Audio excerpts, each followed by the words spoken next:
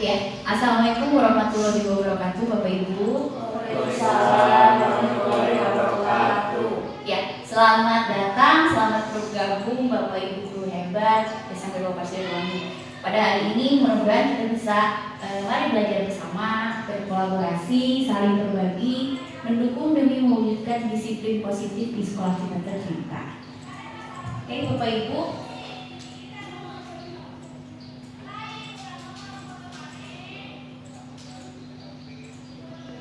Sebelum hari ini saya akan melakukan diseminasi. Sebelum itu kita pembukaannya dengan baca basmalah saja ya.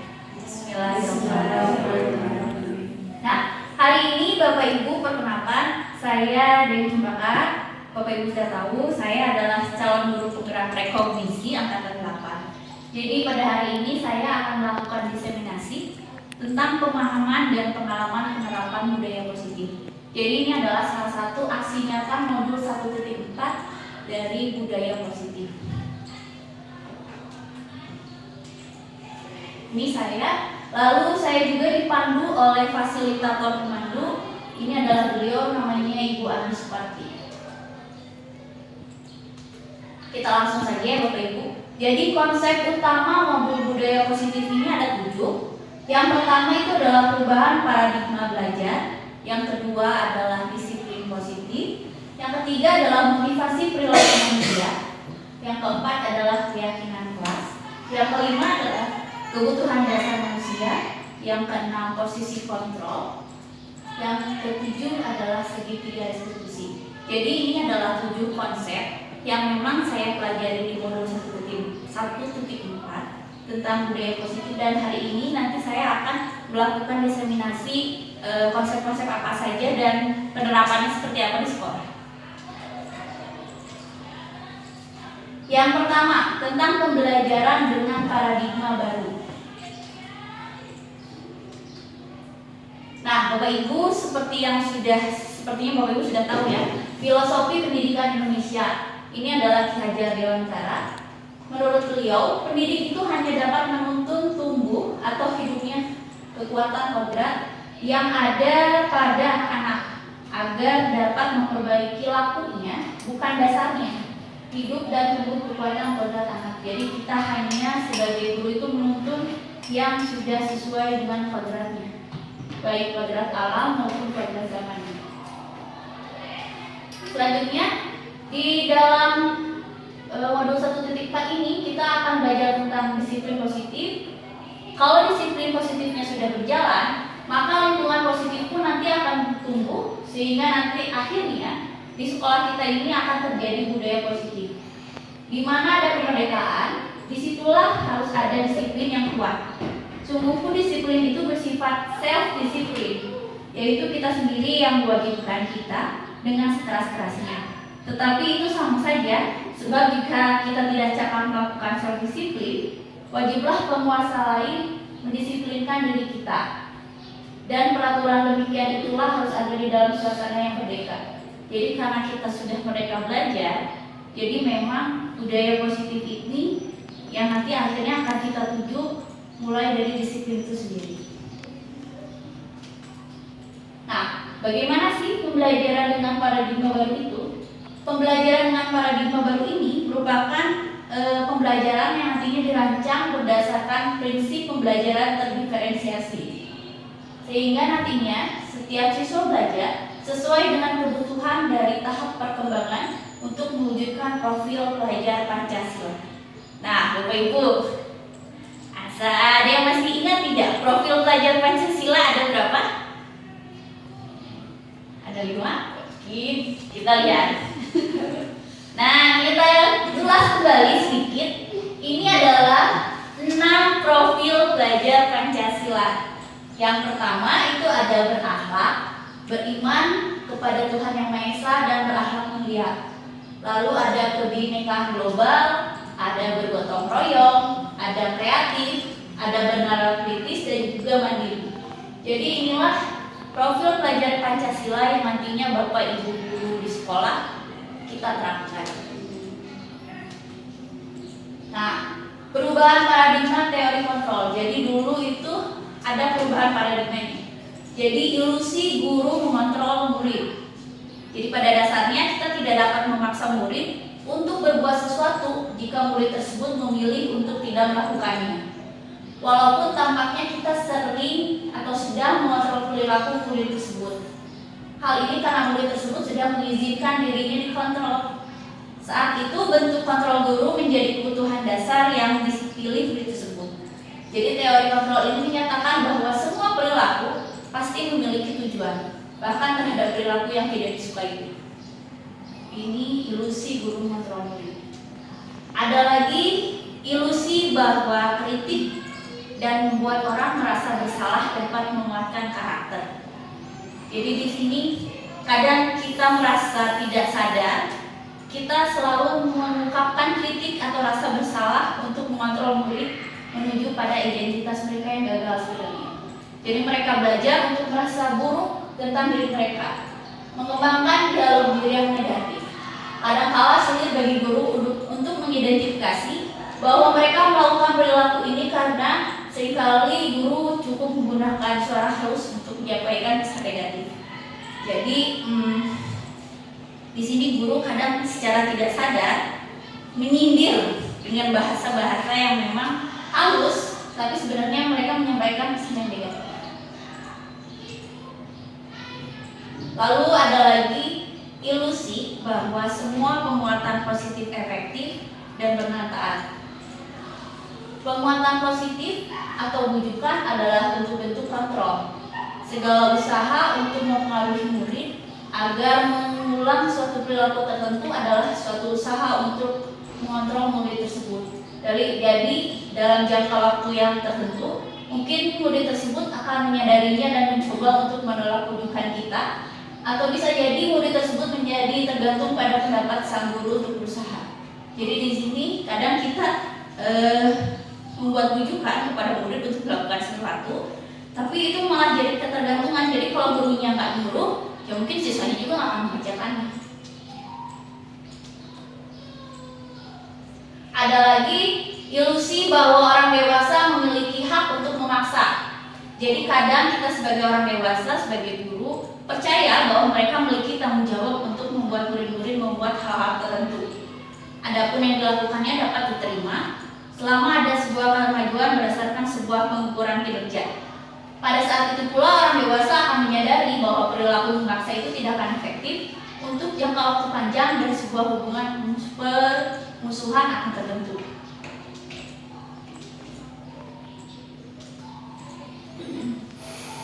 Nah, ini adalah stimulus respon dari teori kontrol juga. Jadi kalau stimulus respon, kita mencoba mengubah orang lain agar berpandangan sama dengan kita. Tapi kalau di teori kontrol, kita berusaha memahami pandangan orang lain tentang dunia.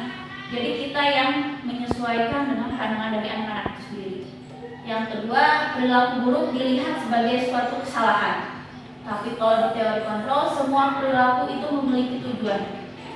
Yang ketiga, orang lain bisa mengontrol saya. Kalau di teori kontrol, hanya Anda yang bisa mengontrol diri Anda sendiri. Lalu, pemaksaan ada pada saat bujukan gagal. Kalau di teori kontrol, kolaborasi dan konsensus menciptakan pilihan-pilihan baru. Lalu, saya bisa mengontrol orang lain kalau di stimulus respon. Kalau di teori kontrol, Anda tidak bisa mengontrol orang lain karena yang tadi, orang lain atau diri sendirilah yang bisa mengontrol diri sendiri. Dan terakhir, kalau stimulus respon itu model berpikirnya menang kalah. Kalau teori kontrol itu model berpikirnya menang-menang. Nah, kita sudah masuk ke pembahasan kedua, Bapak Ibu. Materi yang kedua itu tentang disiplin positif. Nah, boleh dong saya dapat satu pendapat. Apa makna kata disiplin? Apa yang terlintas di pikiran Anda ketika mendengar kata disiplin? Boleh? Siapa? Enggak? Silakan Bu Cucu. Terima kasih. Disiplin adalah melakukan apa-apa yang sudah ditentukan dalam tata tertib, dan tentunya jika tidak melakukan hal itu akan mendapatkan hukuman, ya seperti itu, baik untuk hukuman secara tertulis atau tidak tertulis. Tentunya kalau secara formal pasti akan tertulis, dan secara informal kalau di rumah mungkin aturan yang tidak tertulis dengan hukuman yang tidak tertulis juga. Terima kasih. Ya, terima kasih Bu. Ya, kita akan bahas bagaimana apa itu disiplin. Disiplin dan hukuman apakah artinya sama atau berbeda dan mengapa? Kita lihat. Nah, apakah makna disiplin? Jadi berasal dari bahasa Latin yaitu disiplina yang artinya belajar. Makna asal dari kata ini berkonotasi dengan disiplin diri dari murid-murid Socrates dan Plato. Jadi disiplin ini membuat orang lain menggali potensinya menuju sebuah tujuan apa yang dia hargai. Jadi kadang kita berkonotasi negatif ya kita disiplin itu. Sebenarnya disiplin itu sesuatu yang namanya positif sebenarnya. Namun balik lagi dalam budaya kita makna disiplin telah berubah menjadi sesuatu yang dilakukan seseorang pada orang lain untuk mendapatkan kepatuhan. Jadi kita cenderung menghubungkan kata disiplin dengan ketidaknyamanan, bukan dengan apa yang kita hargai. Jadi lebih bersifat pemaksaan. Nah, ini adalah teori motivasi perilaku manusianya. Ada 3 teori motivasi perilaku manusia. Yang pertama untuk menghindari ketidaknyamanan atau hukuman, disiplin itu ya. Jadi yang kedua untuk mendapatkan imbalan atau penghargaan dari orang lain jika kita berbuat disiplin. Dan yang terakhir untuk menjadi orang yang mereka inginkan dan menghargai diri sendiri dengan nilai-nilai yang mereka percaya. Jadi sebenarnya tujuan utama dari disiplin positif ini adalah yang ketiga. Jadi kita bagaimana menumbuhkan diri mereka sendiri itu sesuai dengan apa yang mereka inginkan, tapi dengan menghargai diri sendiri dan dengan nilai-nilai yang mereka percaya. Nah, ada lanjutan menurut Ki Hajar Dewantara tentang merdeka. Merdeka itu artinya tidak hanya terlepas dari perintah, akan tetapi juga cakap membuat pemerintah diri sendiri. Jadi balik lagi tadi tentang disiplin ya, jadi tidak hanya terlepas dari perintah, tapi kita juga bisa mengendalikan diri kita sendiri. Nah, ini adalah keyakinan kelas. Tahapan ini saya lakukan di sekolah kita di SMP 2 Pasirwangi mengenai keyakinan kelas. Nah, mengapa tidak peraturan saja? Mengapa harus keyakinan kelas? Memang beda ya keyakinan kelas dengan peraturan. Mengapa kita memiliki peraturan harus menggunakan helm? Contohnya, bila mengendarai kendaraan roda 2. Ada lagi, mengapa kita memiliki peraturan 3M? Yaitu menggunakan masker, mencuci tangan, dan menjaga jarak 1,5 meter. Atau ada lagi katanya, mengapa kita memiliki peraturan harus datang tepat waktu pada saat mengikuti pelatihan atau pembelajaran? Nah, bila kita mencari-cari alasan, kita memiliki peraturan-peraturan di atas, maka kita perlu meninjau nilai-nilai kebajikan apa yang mendasarinya. Nilai-nilai inilah yang telah menjadi keyakinan kelas yang disepakati bersama. Di setiap kelas pun murid diajak bercurah pendapat untuk membedah nilai-nilai kebajikan untuk menyepakati suatu keyakinan kelas. Jadi Bapak Ibu sebenarnya ada perbedaan antara peraturan dan keyakinan. Kalau peraturan itu kita yang buat, kalau keyakinan itu apa yang diyakini oleh murid kita, saling diajak untuk bercurah pendapat, barulah nanti itu hasilnya yang nanti akan dijadikan keyakinan kelas. Jadi nilai-nilai kebajikan atau virtus ini biasanya meliputi nilai-nilai yang disepakati secara universal, lepas dari latar belakang sosial, suku bangsa, bahasa maupun agama. Contoh-contoh nilai kebajikan ada keadilan, kejujuran, tanggung jawab, mandiri, integritas, keamanan, kesehatan, kasih sayang, peduli, rajin, rendah hati, berprinsip, kolaborasi, rasa hormat, kebahagiaan, dan lain-lain. Jadi ini adalah nilai-nilai yang bisa ibu bapak sharing kepada anak-anak. Inilah sebenarnya dasar yang bisa dibuat untuk keyakinan kelas. Jadi bagaimana nanti tinggal bapak ibu di kelas untuk menyepakatinya dengan anak-anak.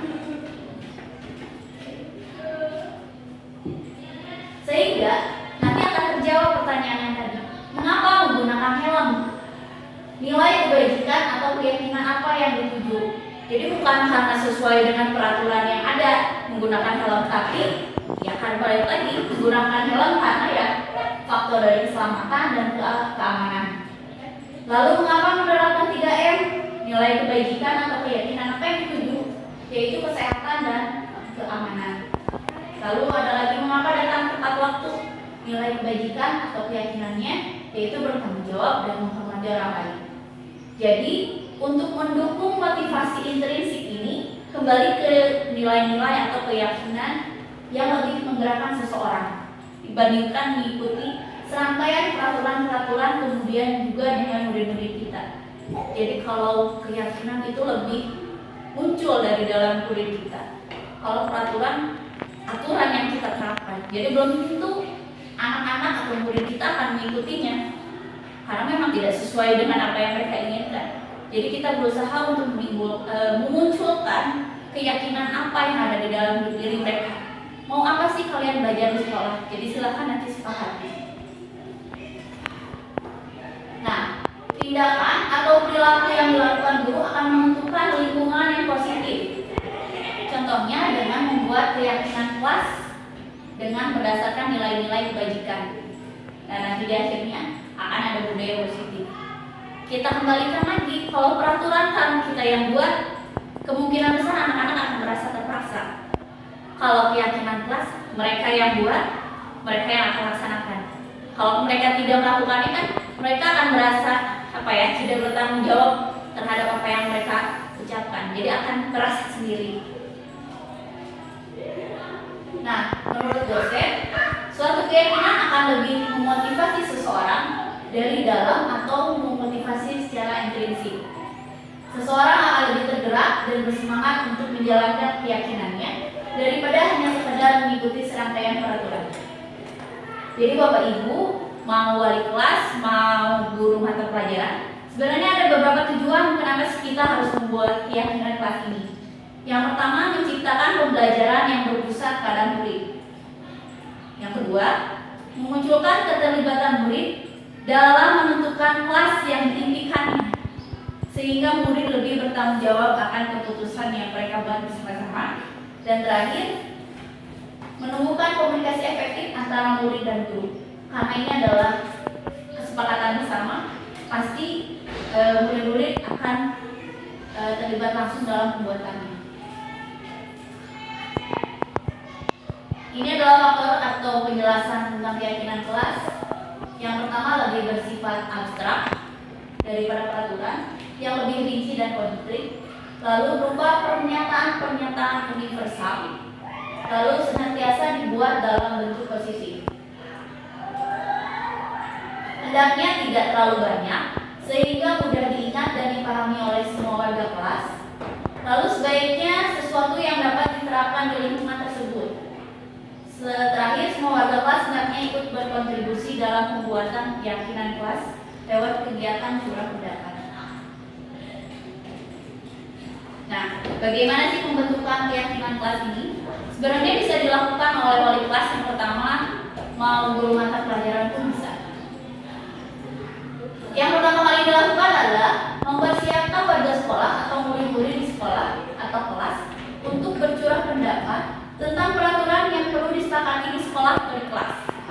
Setelah itu nanti para murid dipersilakan untuk mencatat semua masukan-masukannya di sekolah. Bisa lewat sticky note, boleh langsung di papan tulis atau di kertas besar, itu terserah. Dimana semua warga anggota kelasnya nanti bisa melihat hasil pendapat mereka. Nah, susunlah keyakinan kelas sesuai prosedur pembentukan keyakinan kelas atau sekolah.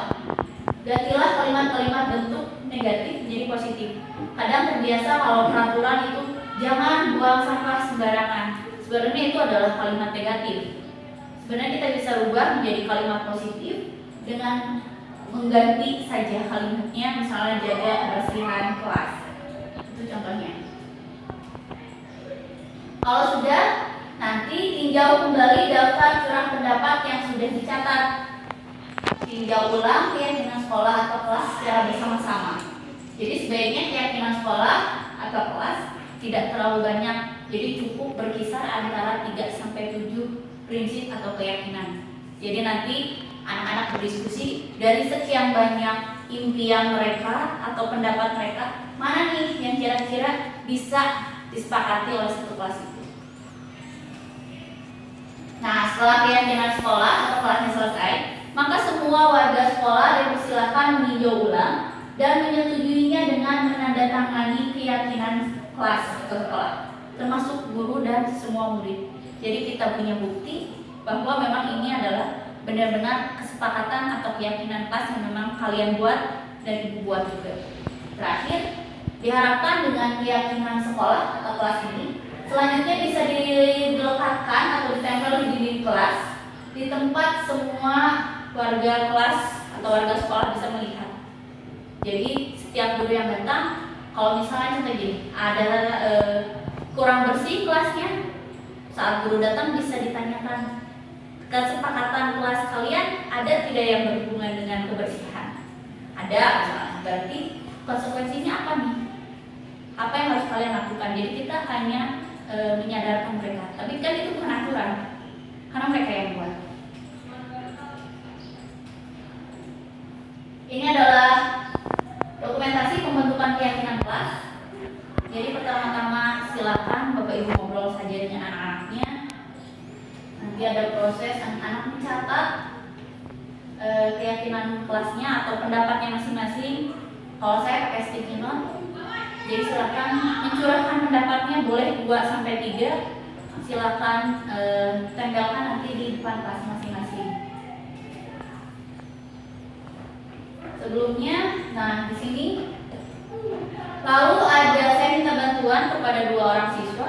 Silakan kelompokkan keyakinan kelas yang mirip atau sama. Jadi setelah itu disepakati, oh ada misalnya ada di sini ternyata kemarin ada 6 kesepakatan kelas atau keyakinan kelas dari 8A.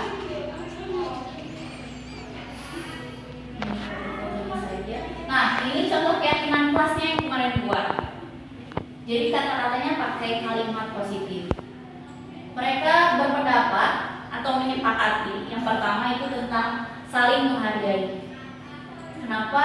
Karena memang menurut mereka masih ada teman-teman mereka yang melakukan bullying kepada teman-temannya. Lalu jaga kebersihan kelas. Yang ketiga, berdoa sebelum belajar. Lalu ada menghormati guru, ada disiplin, dan mengerjakan tugas tepat waktu. Jadi kalau bisa Bapak Ibu ini silakan buat dalam ukuran yang besar. Jadi anak-anak setiap mau belajar ingatkan kembali apakah kesepakatannya sudah mereka laksanakan atau belum. Kira-kira nanti juga konsekuensinya apa nih kalau anak-anak belum melaksanakan hal-hal tersebut. Ini juga pernah saya lakukan di kelas 9C tahun lalu. Yang pertama itu saling menghargai dan menghormati teman dan guru. Yang kedua, menjaga kebersihan kelas dan membuang sampah pada tempatnya. Yang ketiga, semangat mengikuti pembelajaran di kelas. Yang keempat, saling membantu dan tolong-menolong sesama teman. Yang kelima, membudayakan kegiatan membaca dan meningkatkan kedisiplinan. Jadi ingat Bapak Ibu, semua nilai-nilai kebajikan ini bukan saya yang mengusulkan. Ini adalah ide atau pendapat mereka sendiri. Kita hanya menjadi fasilitator yang memandu mereka saja untuk merumuskan hal-hal tersebut. Nah, apa sih bedanya peraturan dan keyakinan kelas? Kita lihat kalau peraturan itu selalu kembalikan buku ke tempatnya. Bahasanya. Kalau keyakinan kelas itu cukup tanggung jawab. Jadi itu sudah menyeluruh katanya. Lalu dilarang mengganggu orang lain. Kita bisa ubah menjadi menghormati orang lain. Lalu hadir di sekolah 15 menit sebelum pembelajaran dimulai. Kita bisa ubah dengan keyakinan kelas menghormati orang lain dan berkomitmen. Lalu dilarang melakukan kekerasan. Bisa ganti dengan keselamatan, menghormati orang lain. Dilarang menggunakan narkoba. Kita keyakinan kelasnya bisa kesehatan. Lalu bergantian atau menunggu giliran. Keyakinan kelasnya bisa menghormati orang lain dan bersabar. Ada juga gunakan masker. Keyakinan kelasnya bisa kesehatan dan keselamatan. Ini adalah kata kuncinya ya. Yang terakhir, jangan berlari di kelas atau di koridor. Itu bisa dengan keselamatan dan keamanan. Kita lanjut saja ya Bapak Ibu. Ini adalah materi selanjutnya tentang kebutuhan dasar manusia.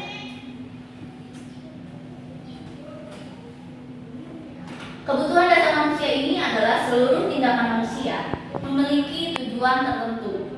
Semua yang kita lakukan adalah usaha terbaik kita untuk mendapatkan apa yang kita inginkan. Ketika kita mendapatkan apa yang kita inginkan, sebetulnya saat itulah kita sedang memenuhi salah satu atau lebih dari kebutuhan dasar kita. Jadi contohnya ketika seorang murid melakukan suatu perbuatan yang bertentangan dengan nilai-nilai kebajikan yang tadi atau melanggar peraturan, hal itu sebenarnya dikarenakan mereka gagal memenuhi nilai-nilai atau kebutuhan dasar mereka. Kebutuhan dasar manusia ini sebenarnya ada 5. Ada bertahan hidup, ini adalah yang paling utama, lalu nanti dikuatkan lagi oleh kasih sayang dan rasa diterima. Ada kebebasan, ada kesenangan dan kemaslahatan.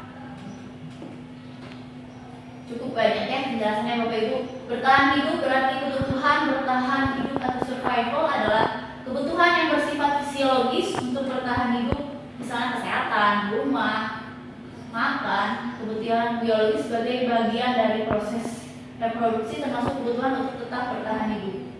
Jadi komponen psikologis pada kebutuhan ini meliputi kebutuhan akan perasaan aman.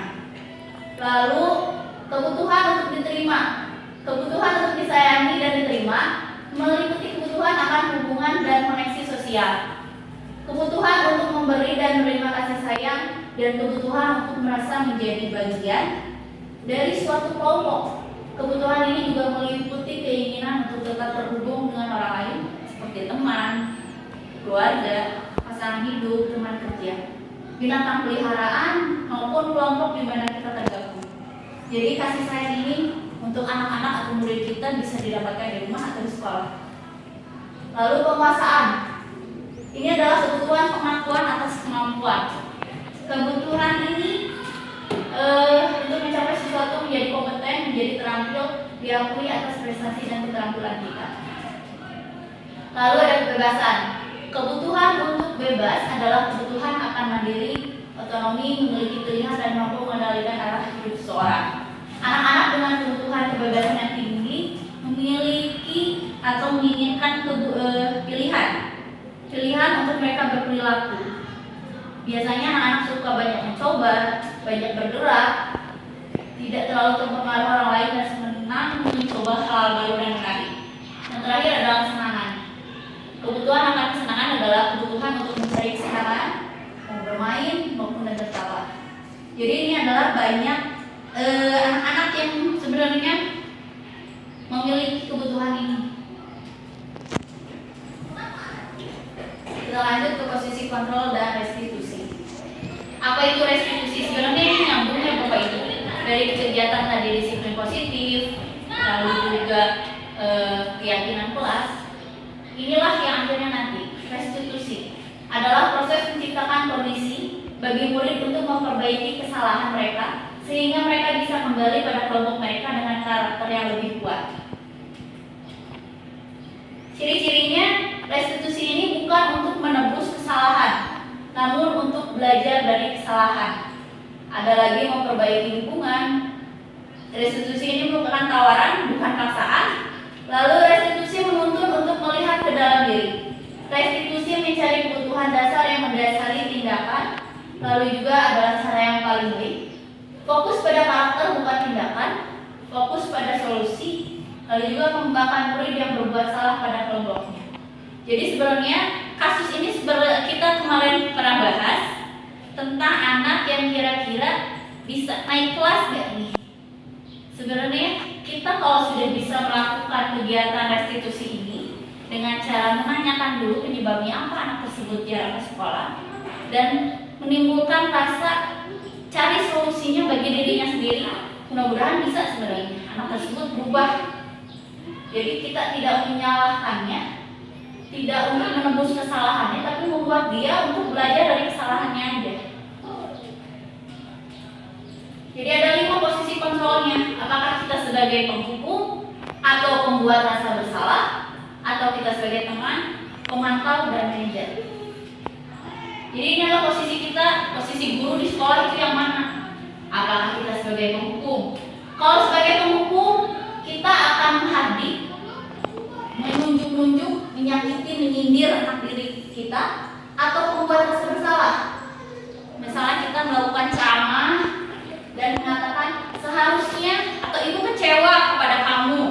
Itu adalah seorang guru yang membuat rasa bersalah. Atau sebuah teman. Kalau teman itu membuatkan alasan-alasan untuk muridnya. Jadi misalnya ada anak yang tidak masuk, ada kasihan misalnya, anak tersebut kan harus membantu orang tuanya. Jadi kita lebih ke membela anak tersebut. Ada lagi pemantau, menghitung dan mengukur. Ada lagi manajer. Kalau manajer hanya sebatas mengajukan pertanyaan-pertanyaan. Jadi sebenarnya mana sih yang paling bagus? Dari motivasi ini ada identitas gagal atau kontrol dari luar. Jadi penghukum dan pembuat rasa bersalah ini adalah untuk membuat orang lain merasa dihukum. Jadi kita menghindar, bukan kita yang salah murid kita. Itu menghindar dari hukuman kita. Sebenarnya harusnya kita yang introspeksi diri. Kita yang menyalahkan atau ada yang salah dari diri kita. Kalau yang kedua, identitas berhasil atau sukses, kontrol dari luar, mengharapkan imbalan atau ketergantungan pada orang lain. Kadang di sini kita bisa memposisikan diri kita sebagai teman, sebagai pemantau, tapi kita lihat lagi kondisi atau kasusnya seperti apa. Nah, yang berhasil atau sukses bisa juga dengan manajer. Manajer itu menghargai diri sendiri. Jadi bagaimana kita membuat anak tersebut atau murid tersebut itu bisa menghargai dirinya. Jadi meskipun dia melakukan kesalahan, tapi kita tetap memberikan motivasi dan arahan kenapa harus bisa ditanya. Jadi menguatkan pribadi dari siswa itu sendiri, bukan menyalahkan. Nah, kalau sudah ada kasusnya, kita bisa menggunakan segitiga restitusi. Jadi kalau ada permasalahan dengan siswa, seperti yang kemarin tentang kenaikan kelas, sebenarnya kita bisa melakukan segitiga restitusi. Jadi sebelum kita sampai pada penerapan segitiga restitusi ini, dalam rangka memperbaiki kesalahan anak, kita terlebih dahulu kembali tentang pengertian hukuman, konsekuensi, dan restitusi. Beda atau sama kita lihat. Hukuman yaitu suatu cara penerapan disiplin pada murid yang cenderung negatif efeknya, bisa ke fisik atau psikis pada murid. Bersifat satu arah dari guru, murid hanya menerima suatu hukuman tanpa melalui kesepakatan atau pengerahan oleh guru. Dampaknya tidak menyenangkan bagi murid. Seperti kasus kemarin ya Bapak Ibu, kita hanya menghukum, tapi kita belum tanya kenapa nih anak ini tidak masuk sekolah. Jadi itu hanya secara sepihak. Ada lagi konsekuensi. Kalau konsekuensi ini cara mendisiplinkan murid melalui suatu kesepakatan atau sudah terencana karena dibahas dan disetujui oleh murid dan guru. Nah, inilah tadi konsekuensi sebenarnya bisa kita terapkan di sekolah untuk permasalahan yang kemarin. Jadi nanti akan muncul suatu bentuk tanggung jawab yang harus dilakukan oleh murid ketika sesuatu terjadi. Sifatnya terukur namun murid tetap dibuat tidak nyaman dalam jangka waktu tertentu karena selalu dimonitor oleh guru. Kemarin yang kita contohnya katanya ada anak yang tidak akan naik kelas karena jarang masuk sekolah. Oke, kita akan naik bersyarat, tapi dengan konsekuensinya kita akan pantau anak tersebut misalnya dalam 1 bulan tersebut apakah anak tersebut sekolah atau tidak. Nah, itu konsekuensi. Kalau hukuman berarti kita langsung menjatuhkan hukuman anak tersebut tidak naik kelas. Sebenarnya ada salah satu lagi, restitusi sebenarnya bisa digunakan. Kalau restitusi ini membantu murid menjadi lebih memiliki tujuan, disiplin positif dan memulihkan dirinya setelah berbuat salah. Penekanannya bukan pada bagaimana perilaku untuk menyenangkan orang lain atau menghindari ketidaknyamanan, namun tujuannya adalah menjadi orang yang menghargai nilai-nilai kebajikan yang mereka miliki. Jadi kita kembalikan lagi ke anaknya. Maunya seperti apa? Kalau kemarin kita yang menentukan, dalam waktu 1 bulan kita akan memantau murid tersebut. Kalau restitusi, kita kembalikan ke anaknya. Mau seperti apa? Agar kamu misalnya bisa mengikuti pembelajaran lagi. Jadi kita gali potensinya atau nilai apa dia yang mau dikeluarkan. Jadi restitusi ini fokus pada solusi. Dalam restitusi, guru menstabilkan identitas murid dengan mengatakan kita tidak fokus pada kesalahan. Bapak Ibu tidak tertarik untuk mencari siapa yang benar, siapa yang salah. Restitusi mengembalikan murid yang berbuat salah pada kelompoknya. Jadi kembalikan lagi, kamu maunya seperti apa? Itu restitusi. Ini dihukum oleh penghargaan. Ini adalah penghargaan. Boleh tidak sih sebenarnya kita memberikan penghargaan? Kadang saat kita berulang kali menyajikan hadiah kepada anak-anak, berperilaku bertanggung jawab atau kepada seorang murid agar mempelajari sesuatu yang baru, ini nantinya kita sedang berasumsi mereka tidak dapat melakukannya dan atau mereka tidak akan memilih untuk melakukannya. Jadi kalau mau hadiah berarti harus ikutin nih apa saja yang harus dilakukan. Kalau tidak berarti mereka tidak akan dapat hadiah. Jadi baik atau enggak? Sebenarnya gini, baik penghargaan maupun hukuman adalah cara-cara mengontrol perilaku seseorang yang menghancurkan potensi untuk pembelajaran yang sesungguhnya. Jadi secara ideal tindakan belajar itu sendiri adalah penghargaan sesungguhnya. Sebenarnya kita tidak harus memberikan hadiah kepada anak-anak, tapi ada cara lain untuk meningkatkan atau memotivasi anak-anak tersebut. Nah, dihukum oleh penghargaan ini ada banyak sekali efeknya atau dampaknya. Ada pengaruh jangka pendek dan jangka panjang. Lalu penghargaan itu sebenarnya tidak efektif. Penghargaan itu merusak hubungan. Lalu penghargaan mengurangi kecepatan. Lalu penghargaan menurunkan kualitas. Lalu penghargaan mematikan kreativitas. Penghargaan sebenarnya mendukung juga motivasi dalam diri intrinsiknya mungkin tidak akan keluar.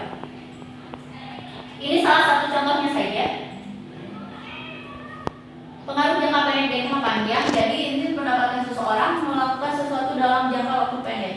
Jika kita menggunakan penghargaan lagi dan lagi, maka orang tersebut akan bergantung pada penghargaan yang kita berikan, sehingga kehilangan motivasi dari dalam diri mereka. Jadi mereka melakukan sesuatu karena ingin dapat penghargaan, karena pengen dapat hadiah. Sama halnya dengan ini, merusak hubungan. Ketika seseorang atau murid diberikan pujian di depan orang banyak atau di depan kelas, maka yang lain akan merasa iri. Dan sebagian dari mereka akan tidak menyukai orang yang diberikan penghargaan tersebut. Karena anak-anak kan bilang gini, sudah biasa, dia mah rajin, dia lagi yang disebut. Jadi memang itu sebenarnya akan merusak motivasi mereka. Jadi jika seorang guru sering memberikan penghargaan kepada murid-muridnya, besar kemungkinan murid-muridnya termotivasi hanya untuk menyenangkan gurunya. Apakah ada cara lain? Ada cara lain. Nanti akan kita bahas kalau.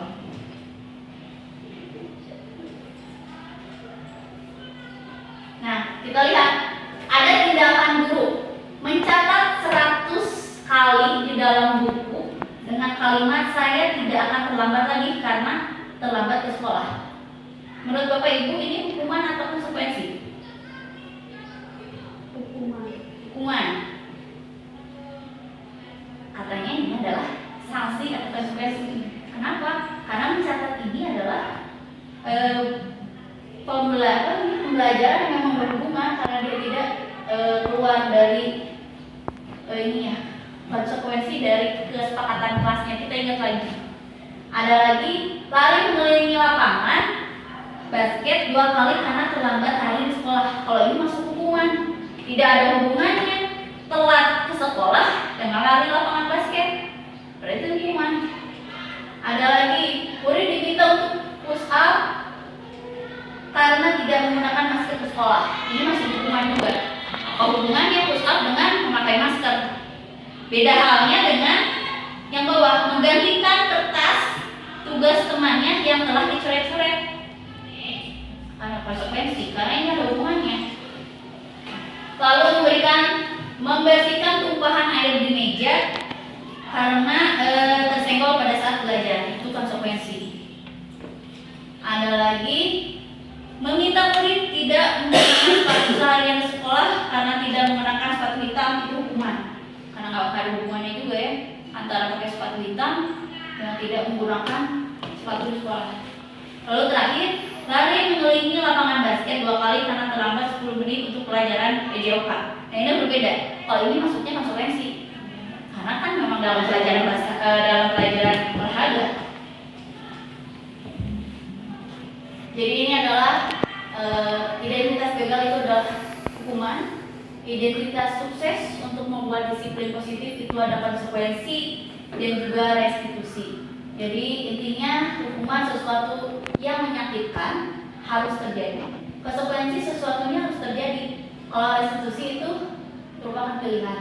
Lalu hukuman tidak nyaman untuk murid atau anak untuk jangka waktu panjang. Biasanya akan membekas pengalaman kita waktu masa sekolah. Kalau dihukum seperti apa mungkin sampai sekarang pun masih akan teringat.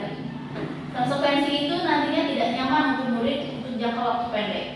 Kalau restitusi menguatkan untuk murid atau anak dalam jangka waktu panjang.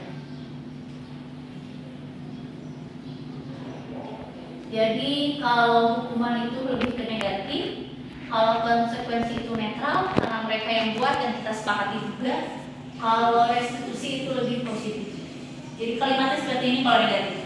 Awas kalau dilakukan lagi ya, nanti awas selalu. Itu adalah hukuman. Kalau netral, lakukan apa yang saya katakan yang tadi sudah kita sepakati. Kalau positif, apakah hal ini yang sesungguhnya ingin kamu lakukan? Jadi kita lebih menggali atau meminta pertanyaan kepada anak tersebut. Ini adalah segitiga restitusi. Jadi nanti Bapak Ibu bisa melakukan ini. Jadi tahap pertama adalah validasi tindakan yang salah, lalu menyanyikan keyakinan, dan terakhir adalah menstabilkan identitasnya. Yang pertama, menstabilkan identitas ya, terbalik. Berdasarkan prinsip membuat kesalahan adalah bagian dari proses pembelajaran, menggeser identitas gagal ke identitas sukses. Lalu validasi tindakan, berdasarkan prinsip setiap perilaku berupaya memenuhi suatu kebutuhan tertentu. Guru akan bergeser dari pemikiran stimulus respon menjadi proaktif. Terakhir, mengenali dan mengakui kebutuhan murid akan memperbaiki hubungan dengan murid. Nah, terakhir menanyakan keyakinan. Murid akan diberi pertanyaan-pertanyaan bermakna untuk memunculkan motivasi secara intrinsik, mampu mengaitkan keyakinan dengan tindakan-tindakan yang salah. Ini adalah contoh penerapan kegiatan restitusi. Skenario kasus pertama, ceritanya gini. Ada satu siswa namanya Fatan, merupakan salah satu murid di kelas 8A. Sering datang terlambat. Selama pemantauan oleh guru piket dalam semester 2 ini, Fatan sudah terlambat untuk datang ke sekolah beberapa kali, sehingga banyak pembelajaran yang tertinggal dan nantinya akan berdampak kepada proses pembelajaran yang Fatan terima. Jadi pelaksanaan segitiga restitusi ini tidak hanya dilakukan oleh guru bimbingan konseling, tidak hanya dilakukan oleh guru wali kelasnya, tapi bisa juga oleh guru mata pelajaran. Jadi anak tersebut nanti dipanggil, diajak ngobrol secara pribadi. Ini adalah contoh penerapan segitiga restitusinya. Jadi saya ajak ngobrol anak tersebut.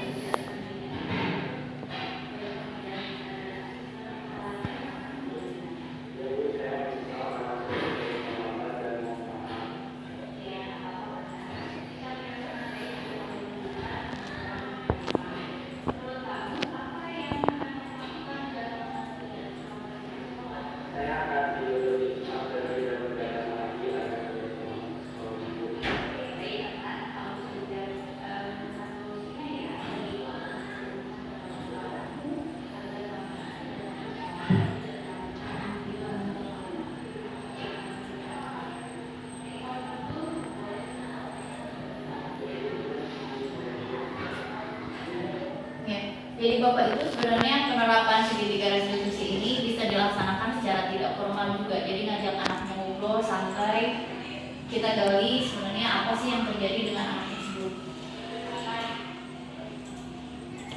Jadi ini sebenarnya skenario-nya yang tadi percakapannya.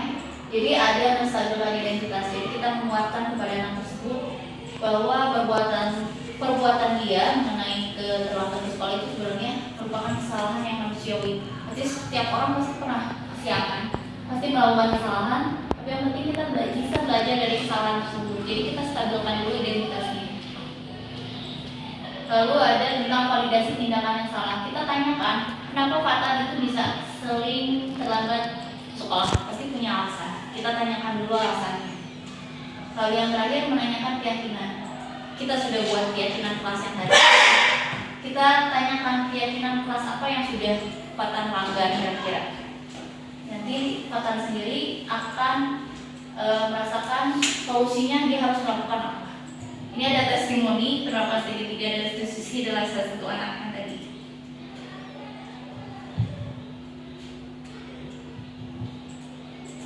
Assalamualaikum warahmatullahi wabarakatuh. Nama saya Fatan 48A. Terima kasih untuk Ibu Guru karena telah mengajak saya berdiskusi untuk menemukan solusi atas kesalahan saya. Saya berjanji tidak akan terkadang lagi dan tidak akan terlambat ke sekolah. Assalamualaikum warahmatullahi wabarakatuh. Jadi Bapak Ibu dengan kegiatan diskusi atau ngobrol dengan murid tersebut bisa tahu kira-kira anak tersebut kebutuhan dasarnya tadi apa sebenarnya yang ingin terpenuhi. Kadang ada kasus anak yang mencari perhatian di sekolah. Mungkin dia memang kebutuhan dasar tadi yang kasih sayangnya kurang di rumah. Jadi dia pengen dapatkan kasih sayang lebih dari teman-teman di sekolah, tapi memang caranya yang memang kurang tepat. Kalau ini adalah kasus 2, contoh penerapan segitiga restitusi, skenario kasusnya seperti ini. Ini adalah siswi namanya Reva, dia adalah kelas 8A juga. Saat ibu guru masuk ke kelas, dia terlihat kebingungan dan sedang sibuk mengerjakan sesuatu. Lalu guru tersebut menghakiminya, ternyata dia belum mengerjakan PR atau tugas yang seharusnya akan dinilai sebentar lagi. Lalu ibu guru mengajak untuk berdiskusi dengan Reva. Jadi kalau misalnya ada waktu sebelum pembelajaran dan terlihat bisa diajak ngobrol juga boleh. Ini adalah videonya.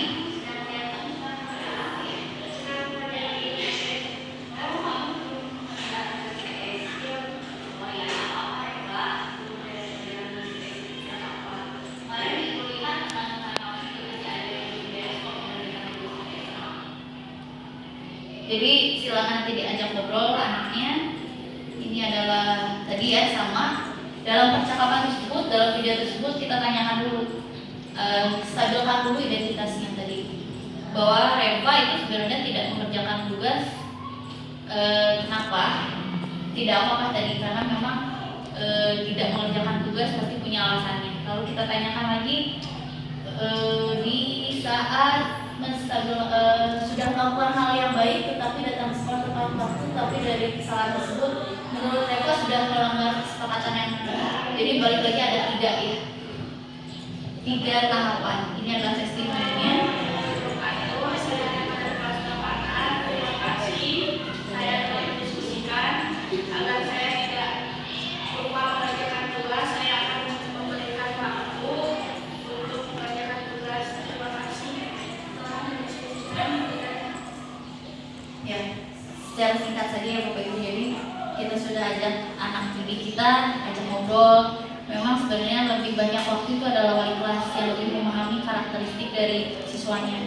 Jadi sebenarnya kita ngobrol santai dengan anak-anak, apa sih mau yang positifnya atau negatifnya dari anak-anak kita bisa ketahui bagaimana keadaan mereka sebenarnya dulu.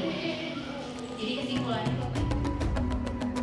bangun dan bukalah matamu, saatnya meraih mimpimu, arahkan pandangan ke depan, Tuhan kan menuntunmu. Sadarilah masa berganti, tantangan kan kita hadapi, bergandeng tangan untuk negeri, era kita menanti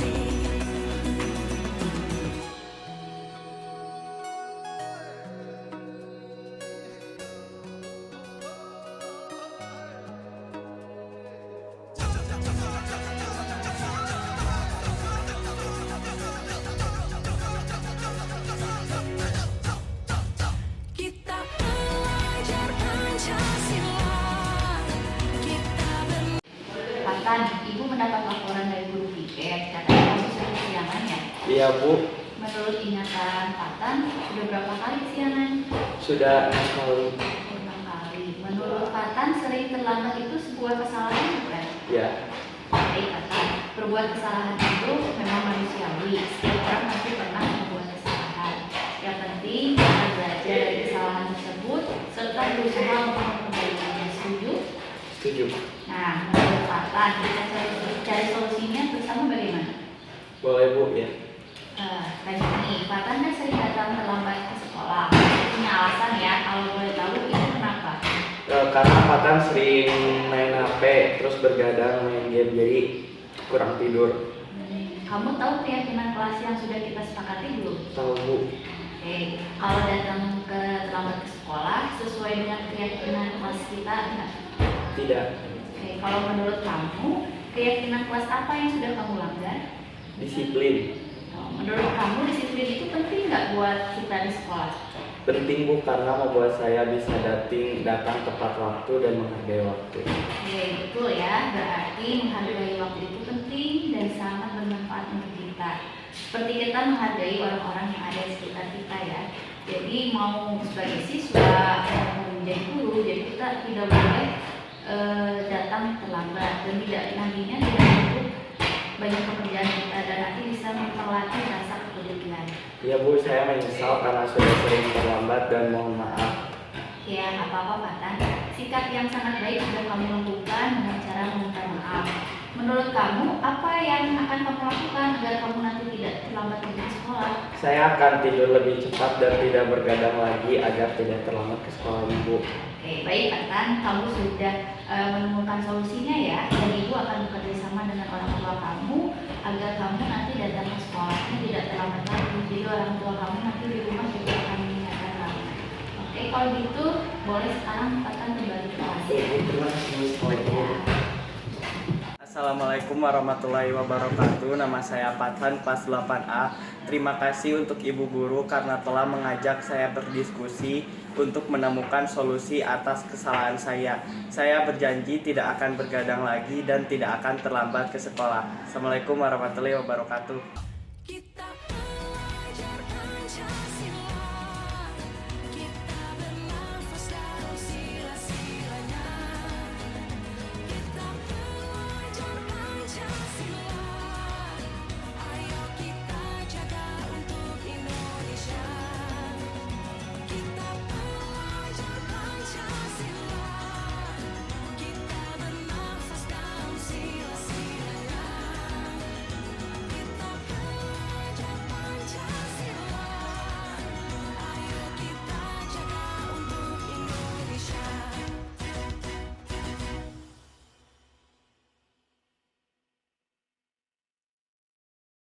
Eva, tadi Ibu sedang melihat kamu sedang melakukan apa ya? Sedang mengerjakan tugas IPS Bu.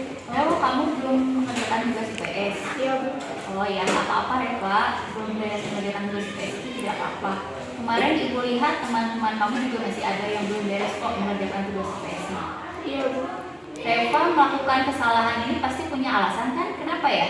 Iya Bu, kemarin saya ikut eskul hingga sore sehingga saya kelelahan dan tidak sempat untuk mengerjakan tugasnya. Oh begitu, jadi Reva kelelahan jadi langsung tidur ya? Iya. Tapi bangunnya tidak kesiangan kan tadi? Tidak Bu. Nah, sebenarnya Reva sudah melakukan hal yang baik dengan tetap datang ke sekolah tepat waktu. Tetapi dari kesalahan Reva tersebut, menurut Reva sudah melanggar kesepakatan kelas kita nggak ya? Iya Bu. Tahu Bu. Tahu kok. Kira-kira keyakinan kelas apa yang kamu langgar ya? Saya tidak mengerjakan tugas tepat waktu. Menurut kamu mengerjakan tugas tepat waktu itu penting atau tidak?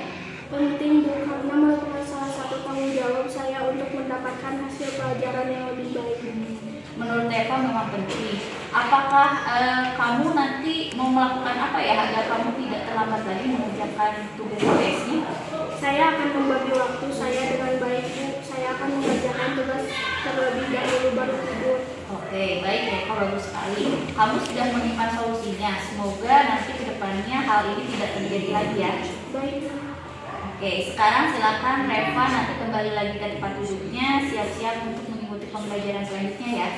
Ya Bu, terima kasih. Sama-sama. Assalamualaikum Bu. dari kelas 8A. Terima kasih saya telah mendiskusikan. Agar saya tidak lupa mengerjakan tugas, saya akan memberikan waktu untuk mengerjakan tugas. Terima kasih telah mendiskusikan dengan Ibu Dewi. Jadi kesimpulannya Bapak Ibu, dari kegiatan kita hari ini mudah-mudahan Bapak Ibu bisa menerapkan tentang tadi keyakinan kelas, tentang segitiga restitusi di sekolah kita. Jadi dalam penerapan program budaya positif ini termasuk disiplin positif, hendaknya guru memiliki standar kepribadian, profesional dan sosial yang baik, di mana guru mampu berefleksi pada posisi kontrolnya saat ini. Jadi kita balik lagi dari 5 posisi kontrol yang tadi, kita sebenarnya ada di posisi mana sekarang? Apakah masih sebagai penghukum, sebagai pembuat rasa bersalah, atau sudah menjadi seorang manajer? Jadi bagaimana perjalanan dirinya sebagai Amo, posisi manajer yang menuntun murid-murid menjadi insan yang mandiri, merdeka dan bertanggung jawab. Jadi mudah-mudahan pembelajaran kita ke depan bisa lebih merdeka belajar lagi. Potensi anak-anak, bakat anak-anak kita di SMP Negeri 2 Pasuruan ini bisa lebih baik lagi. Terima kasih Bapak Ibu atas kehadirannya. Saya cukupkan sekian. Wassalamualaikum warahmatullahi wabarakatuh. Waalaikumsalam.